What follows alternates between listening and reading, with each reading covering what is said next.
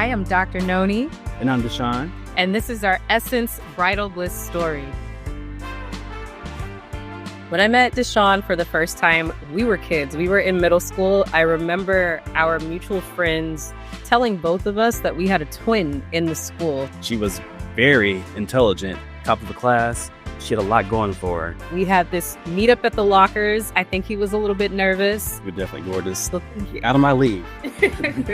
I thought he was very good looking at the time. We weren't really close in high school, right? But when we went off to college, we both went to different colleges. I went up to Harvard, and every time I would come back home, DeChaun and another mutual friend, they would be the two that would pull us all back together and just hang out. And that's when I started to learn more about you and vice versa. And there were two specific events that I think kind of got things rolling. The first was a surprise birthday party for our mutual friend David, right? We left the party for a good hour and a half, found ourselves in a little dining room and had a deep conversation about kids and relationships. I think that might have sparked something, but we didn't really know it at the time. At least I didn't. So then July 4th of that year rolled around. He invited me and my sister to a pool party. And Noni has always had a boyfriend or somebody courting her. And at this party, she was there along with her sisters. So this gave me the opportunity to actually have a conversation with her, just one-on-one. Just took her by. This brother ignored us. He played in the pool. So I was like, all right, it's time to go. So as we're leaving, he runs out from the pool, shirt off, looking very nice. I might say this to myself. And he ran to his car. He had this birthday gift that he had bought when he and his mother were in New York. Saw this book called Black Food, I think it was, and gifted this to me. And this is really the first time I felt, seen in terms of just the two of us. And so I ended up inviting him over to my new home to help with landscaping. And I think there was a little bit of a spark.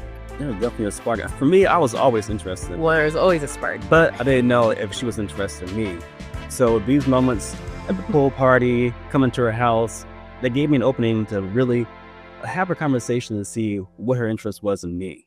I remember I was sort of kind of dating around. I was at the point in my life where I wanted, you want to settle, but you want it to be with the right person. Look, I've always had eyes for Noni since middle school. And finally, after so many years, having everything together, I felt more accomplished and more prepared and more confident to approach her. So dating, I was just ready. I think this was the second or third time he'd come over to kind of help out. He was hanging photos and everything. And I remember my mom telling me that week, what are you doing? And here's this, sexy engineer. You're kind of single. What's going on? What's the vibe? So from there on, I just remember I would be in his apartment and glance over at him and have this strange feeling in my gut, like, this is your husband. It was sort of that way in where I knew before I was kind of ready to commit. But I think around September, October that year, we were kind of in there. I kind of moved in and kind of took off from there. Dating Noni, she already took almost all the boxes on my list. So she had a lot going for her. When it was time for me to propose, I knew because Noni decided to stop fooling around with other people and become exclusive with me. And we tried to merge our lifestyles together. Talking about kids, which we did very early. So there was some encouragement, quite a bit of encouragement on her end for me to propose to her. That's a very generous way of saying that. That was the lead up to me just knowing or understanding that, this is my person.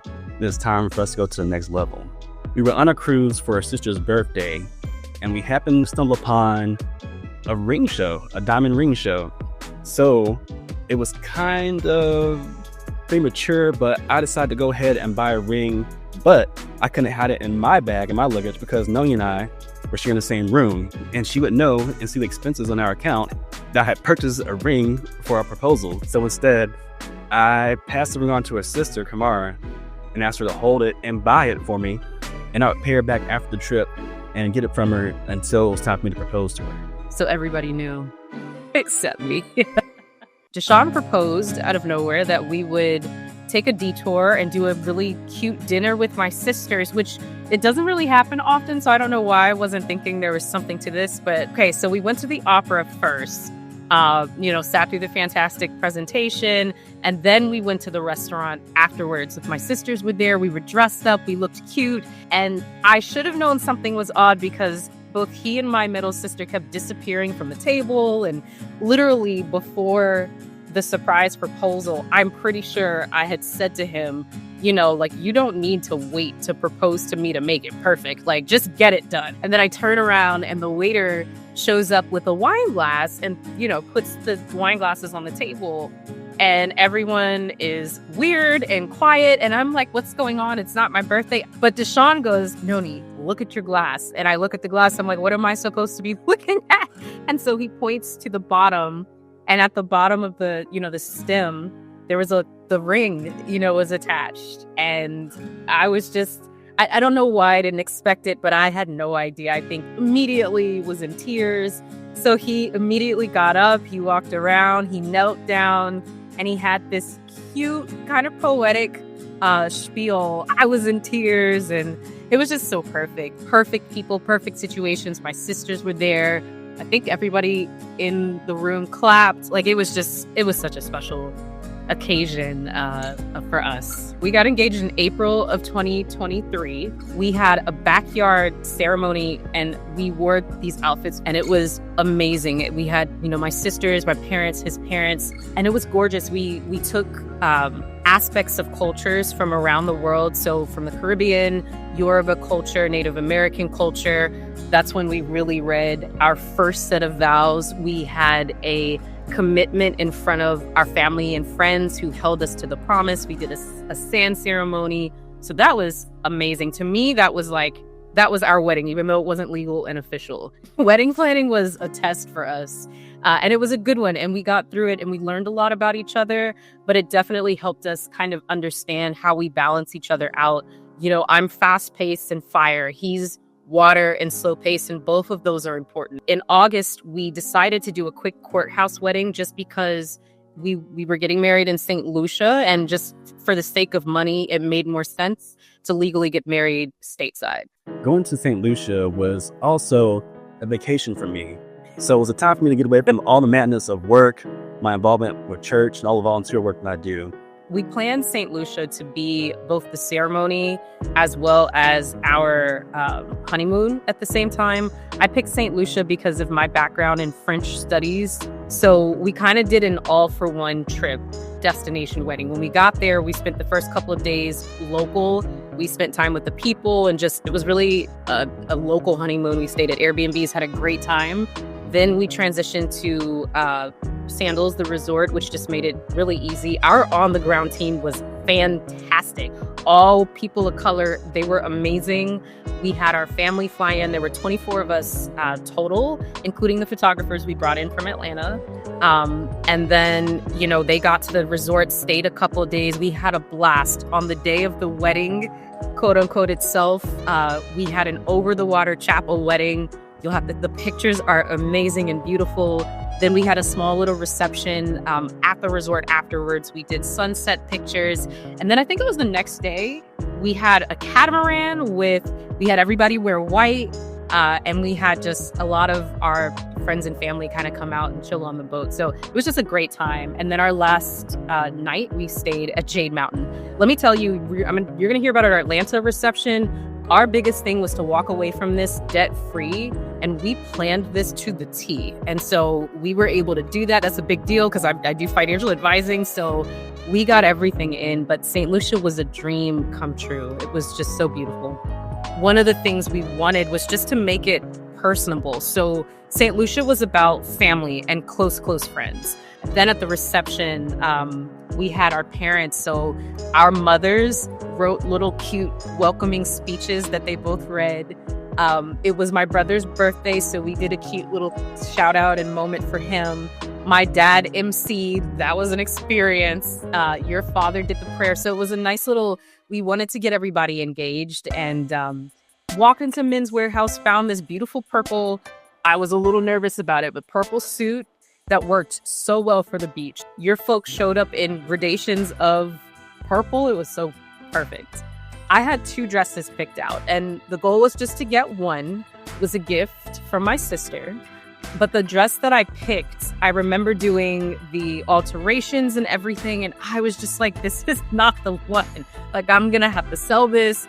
I really, really, really want that Disney look, which was a surprise for my family because that is not who I am at all. But for this wedding in St. Lucia, it was just something about that cute, beautiful, fluffy bottom. So I had found the perfect dress, bought the wrong one, went back and bought the right dress. And that's the dress that I wore in St. Lucia. Seeing Noni come down the aisle and to the altar was a magical moment. At that point, I was very pleased, impressed, because it had been a lot to come together, getting all the arrangements in order. Yeah, your smile was priceless. You'll see his smile in the pictures. Priceless. Okay, so the Atlanta reception, oh my goodness, that was once in a lifetime kind of thing. And we had a 1 month to pull this together. 270 people showed up. I took the week off before to cook all of the rice. I performed piano. Okay, it was a lot of work. My vision was for this to be really grand and beautiful and give us an opportunity to celebrate each other. In addition to us doing a choreographed, intense dance that we practiced for at least 2 months, I also was really, really big on bringing in a white piano and returning back to my classical piano roots. Piano kind of was my life, and I hadn't played literally in over a decade. And I thought, what an amazing opportunity to kind of share my love for you, put something together. It was a medley of sorts that had a couple of classical pieces, and then mixed in between were a couple of R&B piano pieces. So the way we did this, we brought in a white piano. We had my sister introduce us after our St. Lucia video was presented to the group. She introduced us, we came in, and then he walked me to the piano, and then I started playing this piece. I would started off with the classical piece, and to the surprise of everyone in the audience, my youngest sister, who's a singer-songwriter, her name is Dara Carter, she was planted in the back of the room with a mic.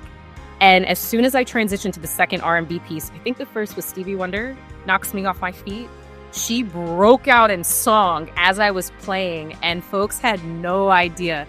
She would walk through the crowd, sing, engage with the crowd, and then she'd plant herself somewhere else. I shift to the next classical piece, and then I think we did Whitney Houston, and she broke out in song again. It was amazing. It was probably one of the best moments of my life, I have to say. It was a formal occasion. That's what we wanted it to be, that everybody enjoyed, and we will forever talk about. My advice to the couples preparing for the wedding is take your time in planning and working with one another as a team. Having maybe like a therapist or someone to kind of guide you as you're making this transition. We had someone who we spoke to every time we hit a rock, but to have someone consistent there that you're talking to and just helping you guide you through conflict. Conflict is important, I think, but it's all about how you approach it. I had a friend tell me maybe 2 months in, you have to have fun with this because you're going to look back and, why stress out? And that was a really pivotal moment for me to just learn to relax and just enjoy the process. What's next for us? What's next for us is, maybe a baby in the way. Yes, we are family planning as well. That's important to us, and just being patient through that process, and vocal about what that process looks like. Becoming more in tune with each other's needs and our goal, like learning how to support each other more, because I want to do big things in the world. You're doing big things in the world. And I want us to kind of build a life that supports and sustains who we are as individuals. And we're getting better at it. And it's something I want to continue to evolve with, as we move towards year 10 and 20 and 30 and 50 together.